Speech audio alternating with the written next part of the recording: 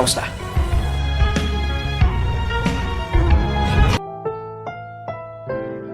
Ang susunod na programa ay rated PG. Ito ay nangangailangan ng patnubay at gabay ng magulang para sa mga batang manonood.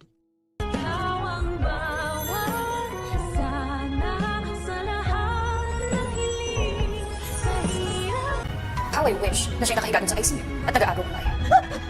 Sa tuluyan ngang paglitaw nitong si Justin na anak nitong si Giselle ay unti-unti na rin nating makikita ang tunay nitong ugali. Matapos kasi ang naging enkwentro nilang mag-ina ng makabangga nga ng isang babae itong si Giselle, ay may tatawagan itong si Justin at sasabihin niya dito na sana daw ay ang kanyang inang si Giselle na lang ang nakomatose at hindi ang kanyang lolo na awang-awa nga siya dahil sa kalagayan nito. Na bagamat nakita niya nga ay hindi niya naman nakausap, pero hindi naman natin masisisi itong si Justin dahil nga sa pinabigay siya ng kanyang inang si Giselle. At ang buong akala nga nitong si Giselle ay patay na ang kanyang nag-iisang anak. Samantala, napakatigas nga naman talaga ng mukha nitong si Moira dahil sa pupunta pa rin siya sa Apex kahit pa ban na siya dapat dito. Kaya naman nang makita siya ni Giselle ay agad niya itong pagbabawalan. Pero ayon naman kay Moira ay hahatidan niya lang naman daw ng pagkain ang kanyang anak na si Zoe. Na ang buong katotohanan naman talaga ay makikibalita lang ito kung patay na si Lolo Pepe. At pangaasar pa ni Moira kay Giselle na hindi naman daw nito mararamdaman at mararanasan ang pagiging ina dahil nga sa pinamagay nito ang kanyang anak noon. Talaga nga namang itong si Derek ay love na love talaga si Moira dahil sa kahit ano pang gawing pigil nila Robert at Giselle dito ay magagawa talaga nito ang gusto nitong gawin. Samantala, ito namang si Lynette ay patuloy na nakakaranas ng anxiety at habang siya ay nagpapahinga ay bigla na lang bubukas ang pinto ng kanyang kwarto at feeling niya talaga ay may taong gustong pumatay sa kanya. Samantala, mukhang nawawala ng pag-asa itong si Annalyn dahil sa sitwasyon ng kanyang lolo at nang makasalubong ng ating bida itong si Lyndon ay mapapayakap na lang siya dito. Kaya naman agad tatanungin ni Lyndon kay Annalyn kung ano bang nangyari. Kaya naman kung isa ka rin sa mga umaasang sana hindi pa naman namatay si Lolo Pepe ay pakilike ang video na ito and don't forget to subscribe. Thanks for watching and see you next time. Bye-bye!